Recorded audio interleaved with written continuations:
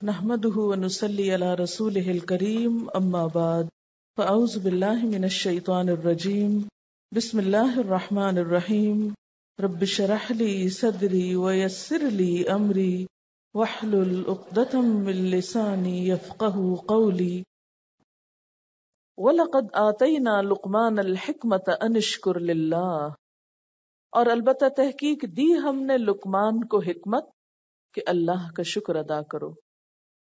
لقمان کون تھے؟ اللہ کے ایک نیک بندے جنہیں اللہ تعالیٰ نے حکمت اور عقل و فہم سے نوازا تھا، بصیرت عطا کی تھی۔ ان سے کسی نے پوچھا کہ تمہیں یہ فہم و شعور کیسے حاصل ہوا؟ تو انہوں نے فرمایا راست بازی اور امانت کے اختیار کرنے اور بے فائدہ باتوں سے اجتناب اور خاموشی کی وجہ سے۔ تو گویا ان کی حکمت کا راز کیا تھا کہ وہ فضول باتوں سے بچتے تھے۔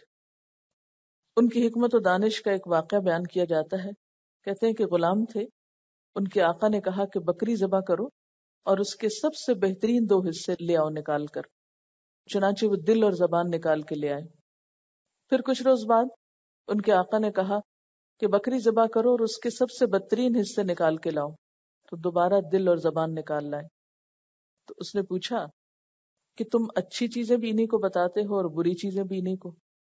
اس نے کہا کہ ہاں، اگر یہ 2 چیزیں درست ہو جائیں تو سب کچھ درست ہو جاتا ہے، اور اگر یہ 2 چیزیں بگڑ جائیں تو ہر چیز بگڑ جاتی۔ حضرت لقمان کے بارے میں تفسیری روایات میں بہت اختلاف پایا جاتا ہے کہ ان کی اصل کیا تھی۔ کہتے ہیں کہ یہ حبشہ یا مصر کے رہنے والے تھے، پھر شام میں سکونت اختیار کر لی، حضرت داؤد علیہ السلام کا زمانہ پایا۔ بعض نے ان کو نبی بھی بتایا ہے، لیکن اکثریت نے اس سے اختلاف کیا ہے۔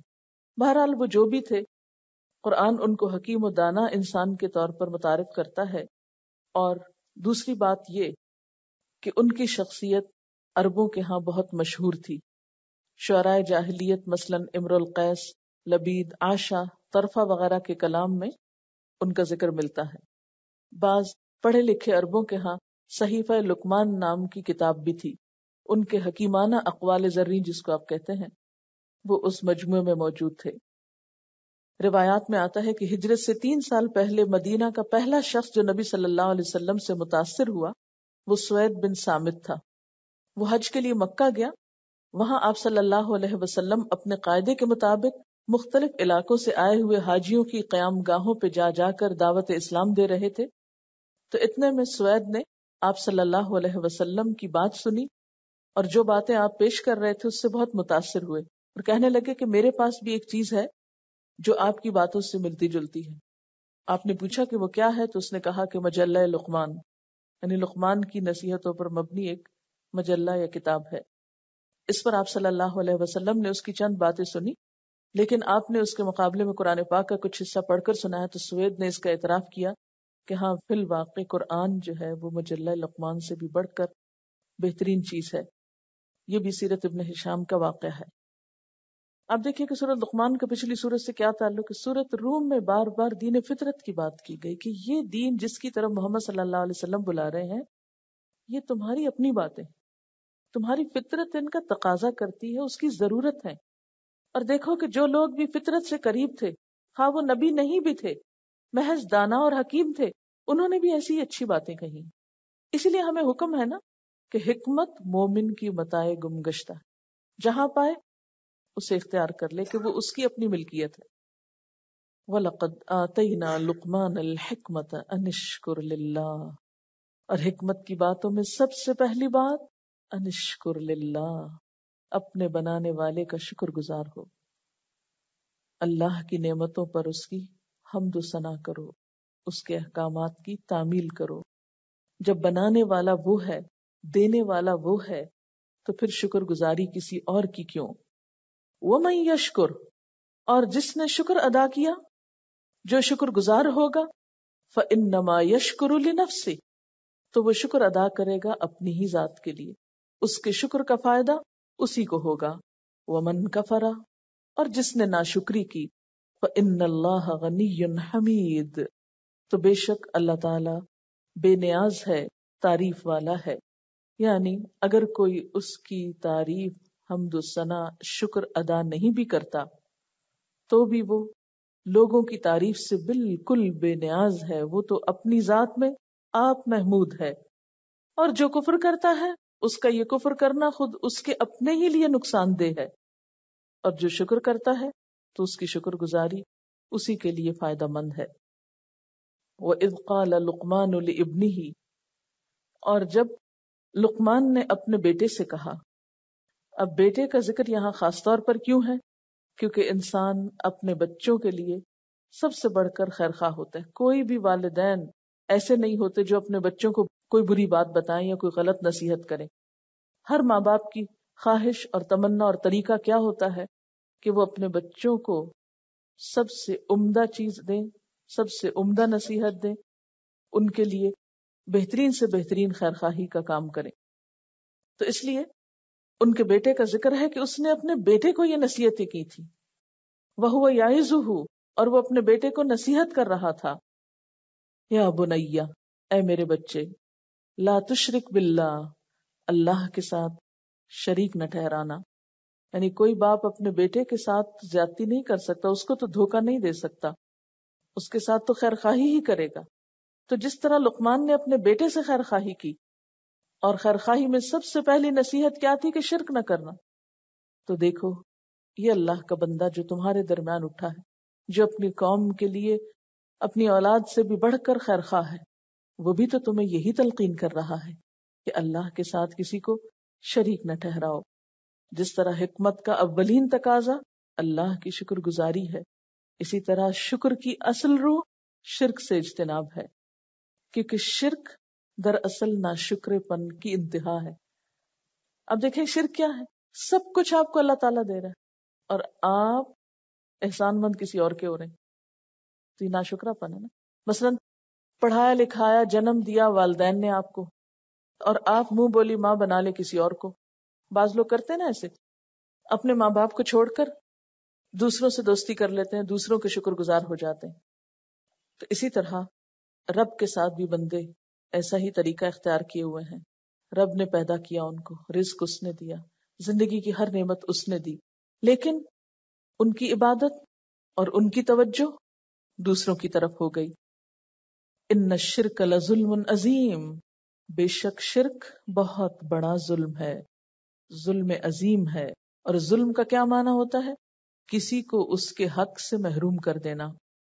یعنی اللہ کا حق کیا ہے کہ سب سے بڑا اسی کو مانا جائے، اسی کی عبادت کی جائے، اسی کی اطاعت گزاری کی جائے، اسی کا شکر ادا کیا جائے۔ لیکن جب کوئی ایسا نہیں کرتا، اس کو چھوڑ کر دوسروں کی طرف توجہ کرتا ہے، تو ایسا کرنا سب سے بڑا ظلم ہے۔ وَوَصَّيْنَا الْإِنسَانَ بِوَالِدَيْهِ، اب یہاں سے اللہ تعالیٰ کا کلام شروع ہو رہا ہے۔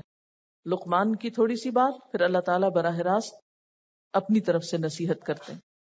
وَوَصَّيْنَا الْإِنسَانَ، اور ہم نے وصیت کی، تاکیدی حکم دیا انسان کو، کس بات کا؟ بِوَالِدَيْهِ، کہ اپنے والدین کے ساتھ یعنی اچھا سلوک کرنا، احسان کرنا۔ حملتہ امہ وہنا علی وہن، اس کی ماں نے اس کو کمزوری پر کمزوری اٹھا کر پیٹ میں رکھا، مشقت پہ مشقت اٹھا کر، ضعف پہ ضعف اٹھا کر۔ وہن کس کو کہتے ہیں؟ کمزوری کو۔ یعنی ماں کو جب حمل ٹھہرتا ہے تو بچہ تو دن بدن بڑھنا شروع کر دیتا ہے، اس کی تو گروتھ شروع ہو جاتی ہے، اور ماں دن بدن کمزور ہونے لگتی ہے، کیونکہ ماں کے خون پہ وہ پلتا ہے، ماں کی غذا سے وہ غذا لیتا ہے۔ ماں کے اندر آپ دیکھیں بچے کی پیدائش کے دوران کس کس قسم کی ڈیفیشنسیز ہو جاتی ہیں، کیلشیم کی کمی ہو جاتی ہے، انیمک ہو جاتی ہے، مائیں خون کی کمی ہو جاتی ہے، ویسے کمزوری ہو جاتی ہے۔ جو جو بوجھ بڑھتا ہے، ماں تکلیف پہ تکلیف اٹھاتی ہے، مشقت پہ مشقت کرتی ہے۔ اسی لیے والدین کے ساتھ احسان کے فوراً بعد خصوصاً ماں کی بات کی گئی کہ ماں کا حق زیادہ ہے۔ جیسے کہ ایک حدیث میں آتا ہے کہ ایک شخص نے آپ صلی اللہ علیہ وسلم سے آ کر پوچھا کہ میرے سب سے اچھے سلوک کا مستحق کون ہے؟ تو آپ نے فرمایا تمہاری ماں۔ اس نے پھر پوچھا، آپ نے فرمایا تمہاری ماں۔ اس نے پھر پوچھا تو آپ نے فرمایا تمہاری ماں۔ چوتھی دفعہ جب پوچھا تو فرمایا تمہارا باپ۔ یعنی ماں کا درجہ باپ کے مقابلے میں بھی 3 گنا زیادہ ہے، کیونکہ ماں بچے کے لیے باپ کے مقابلے میں زیادہ تکلیف اٹھاتی. تو جو جس چیز میں جتنی محنت کرتا ہے، جتنی مشقت کرتا ہے، اس کا اجر و ثواب اتنا ہی زیادہ ہو جاتا ہے. تو ماں کا درجہ کیوں زیادہ ہے؟ کیونکہ وہ بچے کو جنم دینے سے پہلے بھی تکلیفیں اٹھاتی ہے. اور یہاں وہن کا لفظ ہے. وہن کا معنی ہوتا ہے ضعف، کمزوری، سستی.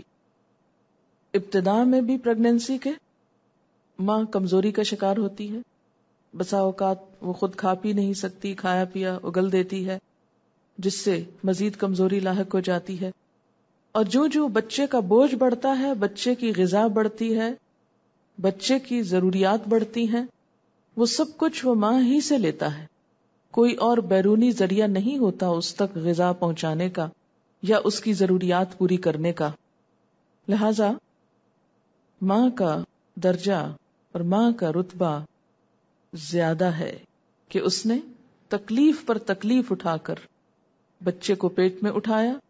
وَفِصَالُهُ فِي عَامَيْنِ، اور اس کا دودھ چھڑانا 2 سال میں پورا ہوا. اس سے یہ بات لازم نہیں آتی کہ 2 سال ضروری ہے دودھ پلایا جانا، کیونکہ دوسری جگہ پر آپ پڑھ چکے ہیں کہ وَالْوَالِدَاتُ يُرْضِعْنَ أَوْلَادَهُنَّ حَوْلَيْنِ كَامِلَيْنِ لِمَنْ أَرَادَ أَنْ يُتِمَّ الرَّضَاعَةَ، کہ مائیں اپنے بچے کو دودھ پلائیں. کتنا؟ 2 سال. لمن اراد ان یتم الرضاعہ، اس کے لیے جو ارادہ کرے کہ رضاعت کی مدت پوری کرے. تو اس سے کیا پتہ چلتا ہے کہ مدت رضاعت 2 سال سے زیادہ نہیں ہے. انشکر لی، اب یہ انشکر لی کس کے ساتھ جا رہا ہے؟ ووصینا الانسان بوالدیہ. کیسا معاملہ؟ انشکر لی ولوالدیک، کہ شکر گزار رہو میرے اور اپنے والدین کے. یہاں پھر والدین کا ذکر آ گیا. تو حسن سلوک میں والدین کے ساتھ سب سے پہلی چیز کیا آتی ہے؟ شکر گزاری. اور شکر دل کے احساسات کا نام ہے، کیونکہ حسن سلوک ہو ہی نہیں سکتا جب تک کہ دل میں جذبات اچھے نہ ہو ماں باپ کے لیے. اگر دل میں ان کے لیے بھلائی ہوگی، خیر کی بات ہوگی، محبت ہوگی، شکر گزاری کے جذبات ہوں گے، تو عمل خود بخود درست ہوتا جائے گا. لیکن اگر دل میں بدگمانیاں ہوں، دل میں نفرت ہو، دل میں ان کے خلاف وسوسے ہوں، تو پھر ہو نہیں سکتا کہ انسان ان کے ساتھ کبھی بھی اچھا سلوک کر سکے. ہمارے معاشرتی اقدار میں جہاں اور بہت سی چیزوں میں فرق آیا ہے، وہاں اولاد اور والدین کے باہم سلوک میں بھی بہت فرق آ گیا ہے. پہلے بچے ماں باپ سے ڈرا کرتے تھے، اب ماں باپ بچوں سے ڈرتے ہیں. پہلے بچے کوشش کرتے تھے کہ ماں باپ ہم سے خوش رہیں، اب ماں باپ اس کوشش میں لگے ہوتے ہیں کہ بچے کسی طرح راضی رہیں، وہ ناراض نہ ہوں. پہلے بچے ضرورت کے لیے ماں باپ کی طرف رجوع کرتے تھے، اب ماں باپ کھانا لے لے کے پیچھے بھاگتے ہیں کہ یہ کھا لیں اور ان کی ضروریات پوری ہو جائیں. کیونکہ ہر چیز فطرت سے ہٹ گئی نا، سب سائیکل الٹے چل پڑے، تو اسی لیے یہ ترتیب بھی بدل گئی. اللہ تعالیٰ اولاد کی ذمہ داری بتاتے ہیں کہ میرے لیے اور اپنے والدین کے لیے شکر گزار رہو. اس سے آپ اندازہ لگائیں کہ والدین کو کہاں رکھا گیا. اللہ تعالیٰ والدین کا حق کس جگہ رکھ کے بتا رہے؟ جہاں اپنا حق رکھا، انشکر لی ولوالدیک. اس سے کیا پتہ چلتا ہے کہ والدین کی خوشی میں اللہ تعالیٰ کی خوشی ہے اور والدین کی ناراضگی میں اللہ تعالیٰ کی ناراضگی ہے. انشکر لی ولوالدیک. شکر گزاری کب آتی ہے؟ شکر گزاری کس طرح پیدا کی جا سکتی ہے؟ یعنی اس کے احساسات دل میں کب اٹھتے ہیں کسی کے لیے بھی؟ جب انسان اس کا احسان مانے. جب احسان ہی نہ مانے تو شکر گزاری کیوں آئے گی؟ میں نے آپ کو شکر کے بارے میں وہ مثال دی تھی کہ آپ بیٹھے ہیں، لکھ رہے ہیں، آپ کا قلم سوکھ گیا ہے، کوئی شخص آپ کی مدد کرتا ہے، آپ کے دل میں جو کیفیت پیدا ہوتی ہے اس احسان کے جواب میں، اس کا نام شکر گزاری. اور شکر کا اظہار پھر آپ کیسے کرتے ہیں؟ سب سے پہلے یعنی دل میں اچھا جانتے ہیں کہ یہ اچھا شخص ہے، پھر زبان سے شکریہ بولتے ہیں، پھر دوسروں کے پاس جا کر اچھے الفاظ میں ذکر کرتے ہیں، پھر جب اس کو کوئی تکلیف پہنچتی ہے تو آپ فوراً پہنچتے ہیں اس کی مدد کے لیے. یہ ہے شکر ادا کرنا. جب کسی کا احسان مانا ہی نہ جائے تو شکر گزاری نہیں آ سکتی. احسان ماننے کے لیے اللہ تعالیٰ نے انسان کو سب سے پہلے اپنی اصلیت کی طرف لوٹایا. دیکھو تم دنیا میں آئے کس طرح، کہاں سے آئے، کس نے تم کو جنم دیا، کس نے تمہارے لیے سب سے زیادہ تکلیفیں اٹھائیں، تمہارے اس وجود کو بننے میں کس نے اپنا آپ گلایا، کہ ماں کا خون پیتا ہے بچہ، کس نے تمہیں اپنا خون پلا کے پرورش دی. اس کے ساتھ زیادتی کرتے ہو، اس کی بات نہیں مانو گے، اس کو ناراض کرو گے تو رب کبھی راضی ہو نہیں سکتا. ماں ظالم ہو سکتی ہے، کیئر لیس ہو سکتی ہے، کچھ بھی کرے، باقی ساری زندگی میں اگر وہ کوئی حق بھی ادا نہیں کرتی تو صرف ایک یہ حق جو اس نے ادا کر دیا، وہنن علی وہنن کا، یہی کافی ہے احسان ماننے کے لیے. کیونکہ عموماً بچے کیا کرتے ہیں، جب ان کو یہ نصیحت کی جائے کہ والدین کے ساتھ اچھا سلوک کرو تو وہ شکایتوں کی پٹاری کھول کے بیٹھ جاتے ہیں. ہمارے ماں باپ ایسے ہیں، وہ ہم کو پوچھتے نہیں، وہ ہم کو کچھ دیتے نہیں، وہ بہت سارے شکوے شکایات، وہ دوسرے بہن بھائیوں کو زیادہ ترجیح دیتے ہیں، ہم ان کی نگاہ میں کوئی اہمیت نہیں رکھتے، بہت سی چیزیں. یہ سب باتیں بعد کی ہیں. اللہ تعالیٰ بنیادی احسان یاد کرا رہے ہیں. ٹھیک ہے سب شکایتیں درست ہیں، لیکن پھر بھی احسان کرنا ہوگا. کیوں؟ پھر بھی شکر گزار ہونا ہوگا، اس لیے کہ وہ تمہاری پیدائش کا سبب بنے. جنم دینے کی جو تکلیف ہے وہی ناقابل بیان اور ناقابل ذکر ہے کہ وہ کس قدر ہے. ایک دفعہ کسی ڈاکٹر سے میری بات ہو رہی تھی تو میں نے ایک سوال کیا کہ کس طرح ہم اس تکلیف کو بطور مثال پیش کر سکتے ہیں. کہنے لگی کہ ہارٹ اٹیک کی پین سب سے زیادہ ہوتی ہے، لیکن بچے کی ولادت کی درد اس سے بھی زیادہ ہوتی ہے. یعنی ماں جس تکلیف سے گزرتی ہے، عام طور پر پیریڈز کی پین کو 10 سے ملٹیپلائی کر لیں. یعنی جن کو ایکسپیرینس ہو چکا سو ہو چکا، جن کو نہیں ہوا، کیونکہ جب انسان خود ماں بن جاتا ہے تو قدرتی طور پر ماں باپ کی کچھ نہ کچھ قدر آنے لگتی ہے، لیکن جب تک خود ماں نہیں بنتا تو قدر بھی نہیں آتی. چونکہ یہاں اس وہن کی بات کی گئی، اس لیے نوجوان نسل عام طور پر ماں باپ کو وہ عزت اور وہ مقام نہیں دیتی، تو اس تکلیف کا تھوڑا سا احساس کر لے کہ جو ماں نے اپنی جان پہ کھیل کے، کیونکہ آپ کو معلوم ہے کہ بچے کی ولادت میں ہر ماں کی جان کو خطرہ ہوتا ہے، یعنی وہ اپنی جان کو رسک میں ڈال کر بچے کو جنم دیتی ہے، کیونکہ بے شمار عورتیں اس موقع پر اپنی جان سے ہاتھ دھو بیٹھتی ہیں. اس سے بڑی قربانی کوئی ہو سکتی ہے کہ جو اپنی جان کو داؤ پہ لگا کے، اپنے جسم کی ضرورت کو قربان کر کے دوسرے کی زندگی کا سبب بنے، ذریعہ بنے. وہ اگر ساری زندگی بھی ظلم ڈھائے تو جواب میں اس کے ساتھ برا نہیں کیا جا سکتا. کہاں یہ کہ چھوٹی چھوٹی باتوں کو بہانہ بنا کے ماں باپ کی نافرمانی کرنا اور ان کے سامنے بگڑنا. اور یہ یاد رکھیں کہ ماں باپ کی نافرمانی ایسا گناہ ہے، ان کو ستانا ایسا گناہ ہے کہ جس کی سزا انسان کو دنیا میں ملتی ہے، انسان بھاگ نہیں سکتا. کچھ گناہ ایسے ہیں کہ جن کی سزا آخرت میں ہوگی، لیکن ماں باپ کی نافرمانی کی سزا دنیا میں ہی کسی نہ کسی شکل میں مل جاتی ہے انسان کو، تاکہ انسان دوسروں کے لیے نمونہ عبرت بنے. اور ایسے کئی ایک واقعات آپ اپنی زندگی میں دائیں بائیں خود دیکھ سکتے ہیں کہ اچھے اچھے لوگوں کو میں نے دیکھا ہے کہ جنہوں نے ماں باپ کو ستایا ان کے ساتھ کیا گزری. کیونکہ آگے آپ پڑھیں گے کہ انسان جب کوئی گناہ کرتا ہے نا تو کس طرح اللہ تعالیٰ اس کو پکڑتا ہے. انشکر لی ولوالدیک، کہ میرا شکر ادا کرو اور اپنے والدین کا شکریہ ادا کرو. الی المصیر، میری طرف لوٹنا ہے، میری طرف پلٹنا ہے، واپسی میری طرف ہے، کہ اگر یہ کام نہ کیا تو میں تمہیں پوچھوں گا. اب دیکھیے کتنی زیادہ حکمت کی بات ہے نا کہ بیٹے کو یا بچے کو اللہ سے تو جوڑ رہا ہے، اس کا حق تو بتا رہا ہے، لیکن اپنے حق کو براہ راست نہیں بتا رہا۔ ایسے محسنین کو کیا اللہ تعالیٰ یوں ہی چھوڑ دیں گے؟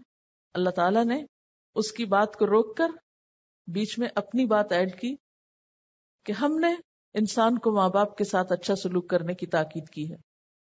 اب آپ دیکھیے کہ یہاں اللہ تعالیٰ نے اپنے لیے شکر گزار ہونے کے ساتھ ہی والدین کے لیے شکر گزار ہونے کا حکم دیا، اور یہ شرک نہیں ہے۔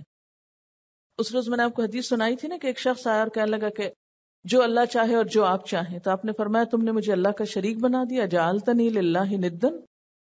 تو مشیت میں تو ماں باپ کو شریک نہیں ٹھہرا سکتے کہ جو اللہ کا حکم اور جو آپ کا حکم نہیں، جو اللہ کا حکم، ماں باپ کا حکم اللہ کے حکم کے تابع ہوگا، اس کے مطابق ہوگا تو ٹھیک ہے، اور اگر نہیں تو نہیں۔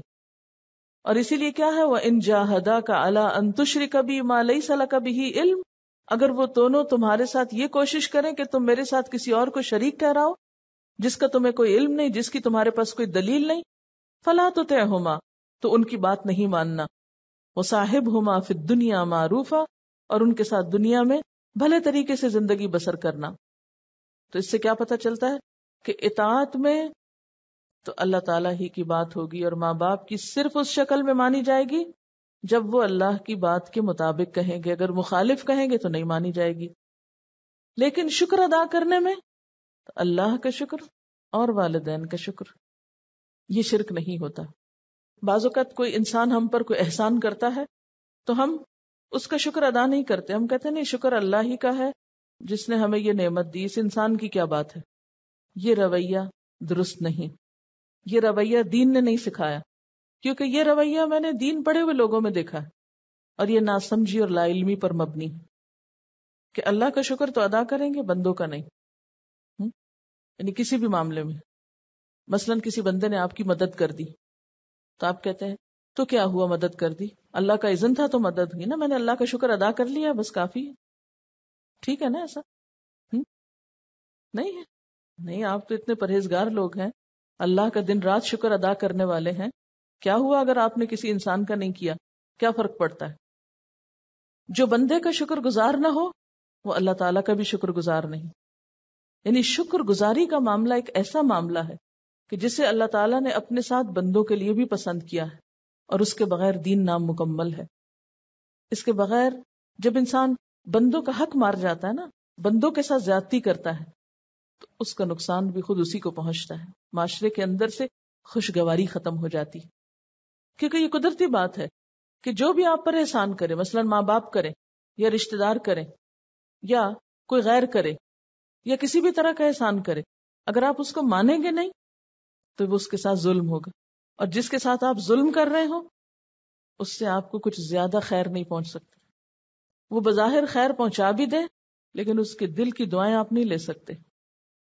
یعنی جو شخص احسان کرنے والے کا احسان مند نہ ہو، پھر اس کے دل کی جو دعا ہے یا دل کی جو خیرخواہی اور بھلائی ہے وہ اس کو حاصل نہیں ہو سکتی۔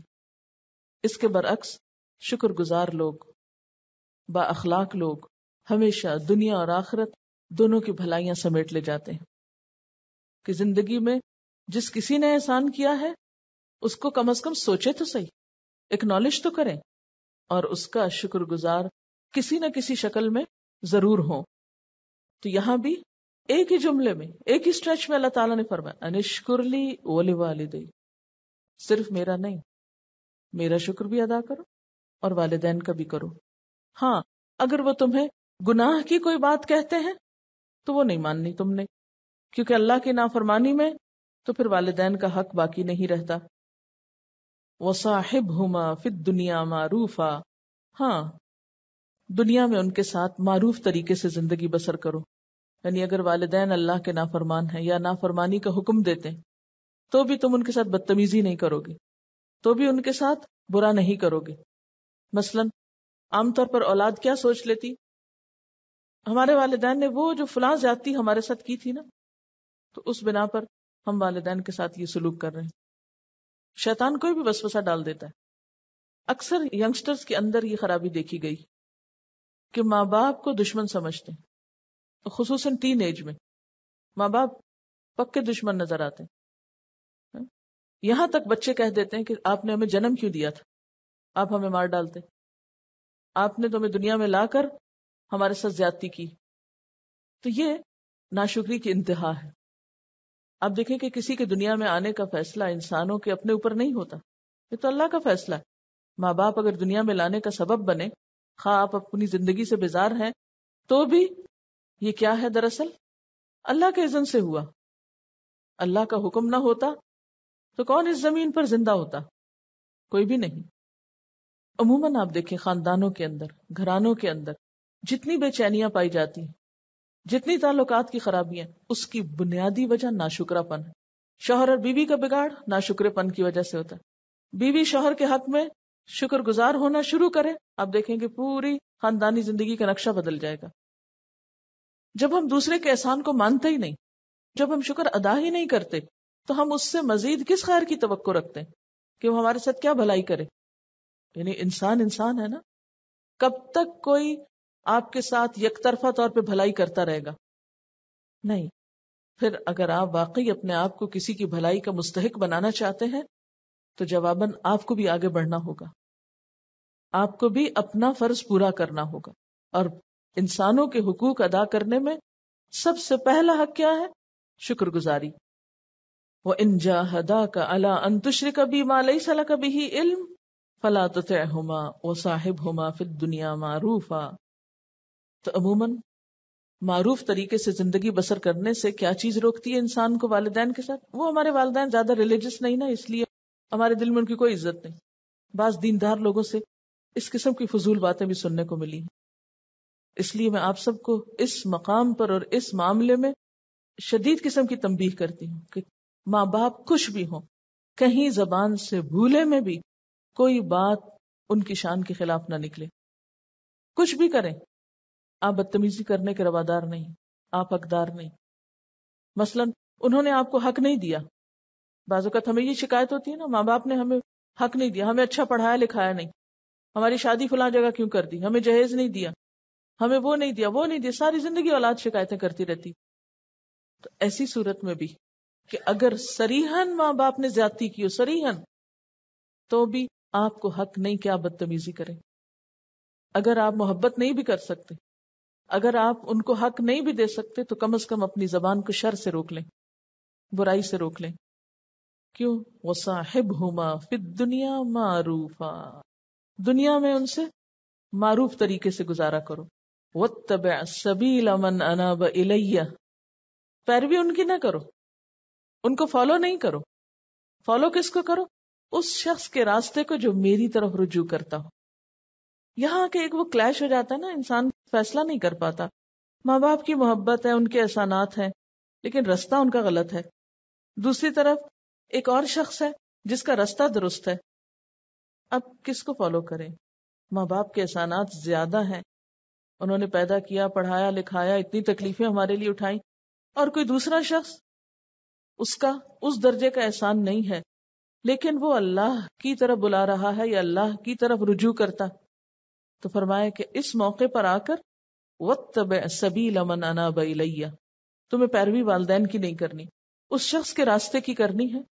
اب یہاں پر آپ دیکھیں، اس شخص کی بھی نہیں کرنی، اس شخص کے راستے کی کرنی. یہ بھی ایک بڑی نازک سی ٹرم ہے. جیسے صراط الذین انعمت علیہم، ان لوگوں کا راستہ جن پر تو نے انعام کیا. ہاں، پیروی اس راستے کی کرنی ہے، یعنی اچھے طریقے کی کرنی ہے. اور اشارہ ہے اہل ایمان کی طرف، دین پر چلنے اور چلانے والوں کی طرف، کیونکہ سورۃ العنکبوت میں والدین کا قول نقل کیا گیا تھا جس میں وہ کہتے ہیں اتبعوا سبیلنا ولنحمل خطایاکم. ہمارے پیچھے چلو، ہم تمہاری خطائیں اٹھا لیں گے. رشتہ دار، عزیز، دوست یہی تو کہتے ہیں ہمارے راستے پہ آ جاؤ، تمہارے قصور بھی ہمارے ذمے صحیح. اور ماں باپ تو سب سے بڑھ کر ایسی بات کرتے ہیں. فرمایا نہیں، وہ تمہارے بوجھ نہیں اٹھائیں گے، ان کے راستے پہ نہیں چلنا.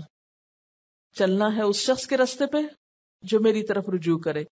ثم الی مرجعکم، پھر میری طرف تم سب کو لوٹنا ہے. فانبئکم، پھر میں تم کو بتاؤں گا. بما کنتم، جو تھے تم، تعملون، تم عمل کرتے، جو کچھ تم کرتے رہے وہ پھر میں تم کو بتاؤں گا، تمہارے اعمال سے تمہیں باخبر کروں گا. اچھا، اس ڈائلیما کا شکار آپ تو نہیں کبھی ہوئے؟ اس کانفلکٹ کا، اس کشمکش کا، اس پریشانی کا جو اس آیت میں بیان ہوئی ہے؟ ماں باپ کچھ کہتے ہیں، دین کے تقاضے کچھ اور ہیں. کوئی ایسی مشکل تو نہیں آپ کی زندگی میں؟ چلے الحمدللہ، اللہ نے آپ کو ہر مشکل سے بچایا ہوا. کیسے نہیں ہے؟ یہ تو ہوتی ہے، تھوڑی یا زیادہ ہر شخص کی زندگی میں ہوتی ہے. اور بعض اوقات ماں باپ نہیں ہوتے، کوئی اور بڑے ہوتے، شوہر ہو سکتا ہے، سسرال ہو سکتے ہیں، معاشرہ ہو سکتا ہے، کوئی بھی. تو یہ تو کہیں بھی ہو سکتی ہے پریشانی. ایک ادھر کھینچ رہا ہے، ایک ادھر کھینچ رہا ہے، انسان بیچ میں کھڑا ہے. اچھا ادھر جاؤں یا ادھر جاؤں؟ ادھر جاتی ہوں تو یہ اور یہ دنیا کے فائدے حاصل ہوں گے، ادھر جاتی ہوں تو دنیا ساری جاتی. ہاں آخرت تو پھر آئے گی تو دیکھی جائے گی، وہ اللہ غفور الرحیم. ابھی تو اس کی سنو، اس کی مانو جس سے جلدی ملنے والے فائدے حاصل ہوں. اور یہاں آ کر انسان پھسلتا ہے. لیکن قرآن کیا بتاتا ہے؟ وَاتَّبِعْ سَبِيلَ مَنْ أَنَابَ إِلَيَّ، کلیئر ڈائریکشن دے رہا ہے، واضح. ان کی عزت، احترام، عقیدت، سب کچھ، خدمت، شکر گزاری، ان پہ مال خرچ کرنا، ان کے سارے حقوق ادا کرنا، لیکن ایک کام نہیں کرنا، اور وہ ہے ان کے راستے کی پیروی. وہ نہیں کرنا. پیروی اس کی کرنی ہے، بات اس کی ماننی ہے جو اللہ کی طرف بلا رہا ہے. اب دیکھیں کہ یہ چونکہ جذبات کا معاملہ ہوتا ہے نا، اور ماں باپ سے ہر بچے کو محبت ہوتی ہے نا، یہاں کے انسان کے لیے فیصلہ کرنا بڑا مشکل ہو جاتا ہے. یہ ایک طرح کی ایموشنل بلیک میلنگ بھی ہوتی ہے نا. ماں کے 2 آنسو دیکھے، اب کیا کریں، پاؤں پکڑ لیے انہوں نے. موڈ آف دیکھا شوہر کا، اب کیا کریں، چھوڑیں اللہ کا حکم، پھر کبھی صحیح. تو انسان کو پھر ڈیسیژن لینا بڑا مشکل ہو جاتا ہے. کروں تو کروں کیا، کدھر جاؤں. پھر ہم ایسے جملے بولتے ہیں افسانوی، سب کچھ کر سکتے ہیں، ماں باپ کو ناراض نہیں کر سکتے، ساری دنیا چھوڑ سکتے ہیں، شوہر کو ناراض نہیں کر سکتے. لیکن بات یہی ہے کہ یہیں تو آ کے امتحان ہے. ٹھیک ہے، دنیا کے کسی حق میں کمی نہ کریں، ہر طرح خوش رکھیں، ہر چیز میں اطاعت کریں، بس جہاں دین کی بات آ جائے وہاں فرم ہو جائیں. لیکن یہ فرمنس بہت کم لوگوں کو نصیب ہوتی ہے. اور پھر آس پاس والے بھی دیکھ دکھا کے کیا مشورے دینے لگتے ہیں. یہ ان کا دین سکھاتا ہے ان کو، ماں باپ کے ساتھ ایسا ہی سلوک کرو، انہیں ناراض کرو. پھر ہر کوئی تانے دے رہا ہوتا ہے، اور انسان پریشان اٹھتا ہے کہ واقعی میں ہی غلط ہوں شاید. اور اس کا پھر دین کے کام میں، دین کے رستے پہ چلنے میں دل ہی نہیں لگتا. وہ کہتا میں تو کچھ ٹھیک کر ہی نہیں رہا، یہ سب میرا تو قبول ہی کوئی نہیں، ماں ناراض ہے کیا قبول ہوگا، اور پھر سب چھوڑ بیٹھتا ہے. تو بہت کلیئر انسٹرکشن ہے، صاحبہما فی الدنیا معروفا واتبع سبیل من اناب الی ثم الی مرجعکم. کیوں اس رستے پہ چلو؟ اس لیے کہ میری طرف آنا ہے نا تم کو. کب تک ماں باپ کے ساتھ لگے رہو گے؟ کب تک دنیا کے گھر بسائے رکھو گے؟ الی مرجعکم، واپسی میری طرف ہے. فانبئکم، میں نے تم کو بتانا ہے، بما کنتم تعملون، جو کچھ تم عمل کر کے آئے. اس لیے اس معاملے میں جو بھی امتحان آئے بڑا ہی نازک امتحان ہوتا ہے. انسان ساری دنیا سے ٹکر لے لیتا ہے، سب کی مخالفتیں سہ لیتا ہے، پتھر بھی کھا لیتا ہے، گھر والوں کے آگے ٹوٹ جاتا ہے، اور نفرتوں کی مار سہ لیتا ہے، محبتوں کی مار نہیں سہ سکتا. فَأُنَبِّئُكُمْ بِمَا كُنْتُمْ تَعْمَلُونَ، میں تم کو بتاؤں گا جو کچھ تم کرتے رہے ہو. تمہارا سارا اعمال نامہ کھول کر رکھ دوں گا. اللہ تعالیٰ کی جو خاص تاکید تھی والدین کے حقوق سے متعلق، اس پر ایک حدیث ہے، اور والدین کے حقوق میں بھی خاص طور پر ماں کا جو ذکر تھا. ماں کے بارے میں ایک حدیث آتی ہے، ان اللہ حرم علیکم عقوق الامہات، بے شک اللہ نے حرام کیا ہے تم پر ماؤں کی نافرمانی کو. ماں کی نافرمانی کبیرہ گناہوں میں سے ہے. والدین کی نافرمانی کے بارے میں ایک عمومی حدیث آپ پہلے بھی پڑھ چکے ہیں کہ والدین کی نافرمانی ان گناہوں میں سے ہے جس کی سزا انسان کو دنیا میں بھی مل جاتی ہے. اس سلسلے کی ایک اور حدیث ہے، صحیح مسلم کی روایت ہے. حضرت ابو ہریرہ رضی اللہ تعالی عنہ کہتے ہیں کہ آپ صلی اللہ علیہ وسلم نے فرمایا 3 بچوں کے سوا کسی نے پنگھوڑے میں کلام نہیں کیا. یعنی بچپن میں بالکل جب بچہ ہوتا ہے اور کوئی بامانہ کلام نہیں کر سکتا، اس وقت 3 لوگوں نے کلام کیا، عیسیٰ ابن مریم علیہ السلام اور صاحب جریج. صاحب جریج اس کو کیوں کہا جا رہا ہے؟ کیونکہ جو جریج سے منسوب ہے یا جریج کے واقعے سے متعلق جس کا قصہ ہے، وہ قصہ کچھ یوں ہے کہ جریج ایک عابد انسان تھا، یعنی بہت نیک، پرہیزگار، بزرگ، عبادت گزار، جس نے ایک عبادت خانہ بنا رکھا تھا. ایک دن اس کی ماں آئی اور وہ نماز پڑھ رہا تھا. ماں نے کہا اے جریج. اس نے دل میں کہا یا اللہ، ایک طرف ماں ہے اور ایک طرف نماز ہے. وہ نماز میں لگا رہا حتیٰ کہ اس کی ماں واپس چلی گئی. دوسرے دن پھر اس کی ماں آئی اور پکارا اے جریج. اس نے دل میں کہا یا اللہ، ایک طرف ماں ہے اور ایک طرف نماز، اور وہ نماز میں ہی لگا رہا. اب ماں کے منہ سے بد دعا نکل گئی. کہنے لگی یا اللہ، اسے موت نہ دینا جب تک یہ کسی بدکار عورت کا منہ نہ دیکھ لے. بنی اسرائیل میں جریج اور اس کی عبادت کا چرچا ہونے لگا، یعنی بہت مشہور ہو گیا اپنی عبادت کی وجہ سے. ان میں ایک بدکار عورت تھی جس کی خوبصورتی کی مثال دی جاتی تھی. وہ کہنے لگی اگر تم چاہتے ہو تو میں اس کو پھنساؤں، یعنی بڑا عبادت گزار بنتا ہے، میں اسے اپنے دام میں پھنساتی ہوں، یعنی اس کا جو چرچا ہے یا اس کی جو شہرت ہے اسے نقصان پہنچاؤں گی. چنانچہ اس نے اپنے آپ کو جریج پر پیش کیا، یعنی گئی اور اس کو کہا کہ تم میرے ساتھ برا عمل کرو، لیکن وہ اس کی طرف متوجہ نہ ہوا. پھر وہ ایک چرواہے کے پاس گئی جو اس کے عبادت خانے کے پاس ٹھہرا ہوا تھا، اور اس نے اپنے آپ کو اس کے حوالے کیا. چنانچہ وہ عورت اس چرواہے سے حاملہ ہوئی. پھر جب بچہ پیدا ہوا تو کہنے لگی یہ جریج کا بچہ ہے، یعنی اس عبادت گزار انسان کے نام منسوب کر دیا. لوگوں نے جب سنا تو بہت غصے میں آئے، اسے عبادت خانے سے نکالا اور اسے گرا دیا اور اس کی پٹائی کرنے لگے، کیونکہ عام طور پر لوگ ایسی خبروں کے بارے میں تحقیق نہیں کرتے، سنتے ہی ایموشنل ہو جاتے ہیں اور فوراً ہی ری ایکشن شو کرتے ہیں. جریج نے پوچھا کوئی بات تو بتاؤ، یعنی تم مجھے اس طرح کیوں مار رہے ہو؟ وہ لوگ کہنے لگے تو نے اس فاحشہ سے زنا کیا ہے اور اب تو اس کا بچہ بھی پیدا ہو چکا ہے. جریج نے کہا وہ بچہ کہاں ہے؟ لوگ بچہ لے آئے تو جریج نے کہا ذرا ٹھہرو، میں نماز پڑھ لوں. پھر وہ نماز سے فارغ ہو کر بچے کے پاس آئے اور اس کے پیٹ میں کچوکا دیا اور کہا بچے بتاؤ تمہارا باپ کون ہے؟ بچہ بول اٹھا فلاں چرواہا ہے. پھر تو لوگ جریج کے پاس آ کر اسے چومنے لگے، کہنے لگے کہ ہم تمہارے لیے سونے کا عبادت خانہ بنا دیتے ہیں. جریج نے کہا کہ نہیں، بس ایسا ہی مٹی کا بنا دو، کیونکہ انہوں نے اس کا گھر بھی گرا دیا. چنانچہ انہوں نے عبادت خانہ بنایا. تیسرا بچہ جس نے کلام کیا، بنی اسرائیل میں ایک عورت جو اپنے بچے کو دودھ پلا رہی تھی، ادھر سے ایک نہایت خوش وضع سوار گزرا. وہ عورت اس سوار کو دیکھ کر کہنے لگی یا اللہ، میرے بچے کو اس سوار جیسا بنا. بچے نے ماں کا دودھ چھوڑ کر کہا یا اللہ مجھے ایسا نہ بنانا. پھر وہ دودھ پینے لگا. پھر وہاں سے ایک لونڈی گزری جسے لوگ مارتے جا رہے تھے. وہ عورت کہنے لگی یا اللہ، میرے بیٹے کو ایسا نہ بنانا. بچے نے دودھ پینا چھوڑا اور بول اٹھا یا اللہ مجھے ایسا ہی بنانا.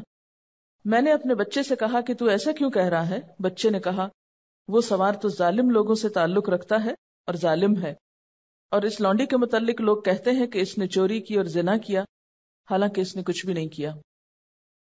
بہرحال یہاں پر اس واقعے کو سنانے کا مقصد یہ ہے کہ ماں کی نافرمانی اگر کوئی عبادت گزار یا نیک شخص بھی کرتا ہے تو اس کو بھی دنیا میں سزا مل سکتی ہے.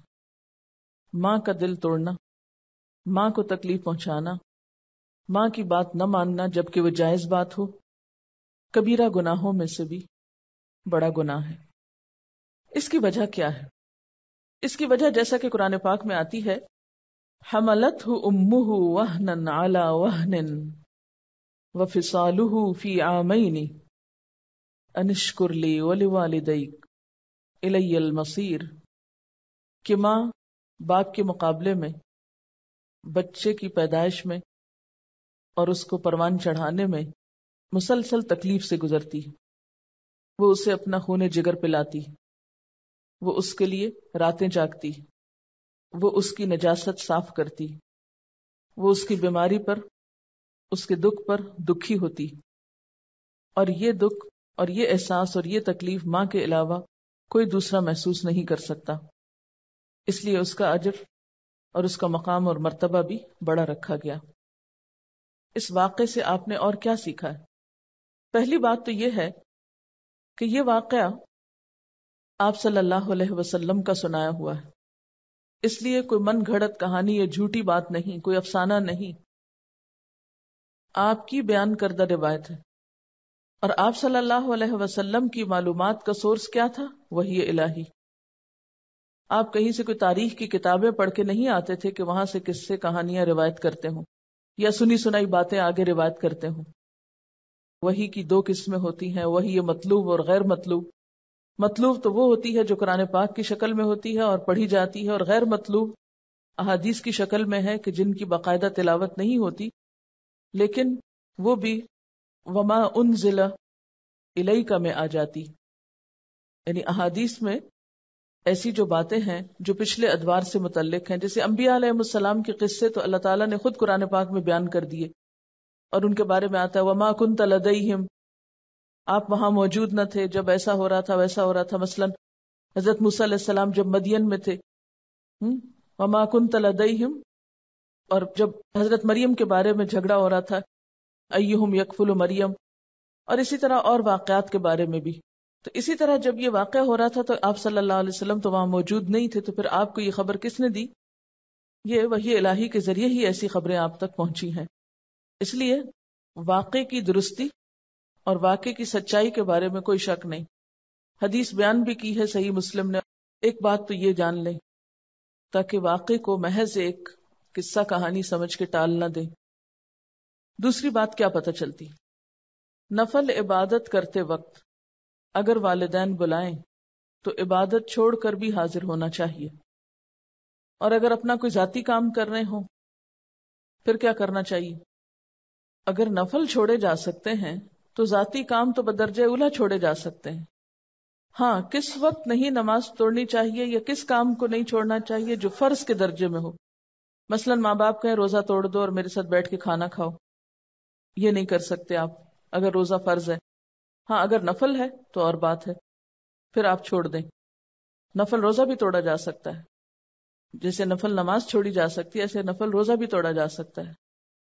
اسی طرح جریج عبادت گزار تھے، جب ان پر پریشانی آئی، لوگوں نے ان کو برا بھلا کہا، تو انہوں نے اس پریشانی میں مدد کس سے مانگی؟ اللہ تعالیٰ سے۔ کس طریقے پر؟ وَاسْتَعِینُوا بِالصَّبْرِ وَالصَّلَاةِ کے طریقے پر۔ ہم پر جب پریشانی آتی ہے تو ہم کیا کرتے ہیں؟ لوگوں کی طرف رجوع کرتے ہیں، شاید کوئی ہمارے مسئلے کا حل بتا دے، لیکن جب تک اللہ مشکل آسان نہ کرے کوئی انسان کچھ نہیں کر سکتا۔ بعض اوقات ایسا ہوتا ہے نا کہ ماں وقتی طور پر ایک بات پہ ناراض ہوتی، تھوڑی دیر کے بعد کہتی چلو کوئی نہیں کر لو۔ تو جب ماں اور بچے کے درمیان کھچاؤ ہو تو اس صورت میں بچے کے لیے حکم ہے کہ وہ سرنڈر کرے۔ عام روزمرہ زندگی کے معاملات میں بھی والدین کی بد دعا سے بچنا چاہیے۔ بد دعا تو کسی کی بھی بد دعا ہے، لیکن خاص طور پر ماں باپ کی بد دعا سے، اور پھر ماں کی بد دعا سے۔ اور یہ اسی صورت میں ہو سکتا ہے کہ جب ہم اپنے نفس، اپنی مرضی، اپنی خواہش کے خلاف جا کر کام کریں۔ یہ بے حد ضروری، کیونکہ بعض کام ایسے ہیں جو والدین کہتے ہیں اور ہمارا دل نہیں چاہتا، یا ہمارا موڈ نہیں ہوتا، یا کوئی بھی اور ایسی وجہ بنا لیتے ہیں ہم، اور اس صورت میں والدین کو ناراض کرتے ہیں، پریشان کرتے ہیں۔ تو ایسی صورت میں جب تک ہم اپنے نفس کی قربانی نہیں دیں گے ان کا حق ادا نہیں ہوگا۔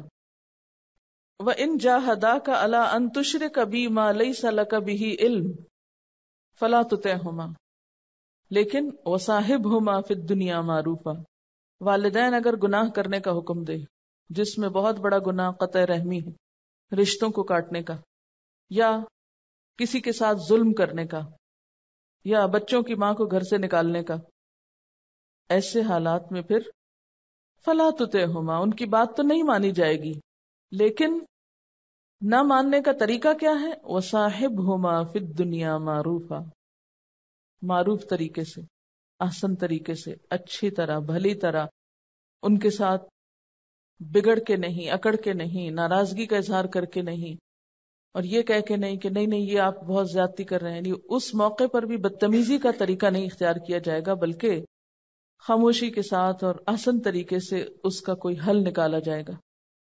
ان کا سوال یہ ہے کہ اگر کوئی شخص اپنی گزشتہ زندگی میں ایسا کر چکا ہے اور والدین حیات بھی نہیں تو کیا کرے؟ ان کے لیے بخشش کی دعا کرے، نمبر 1۔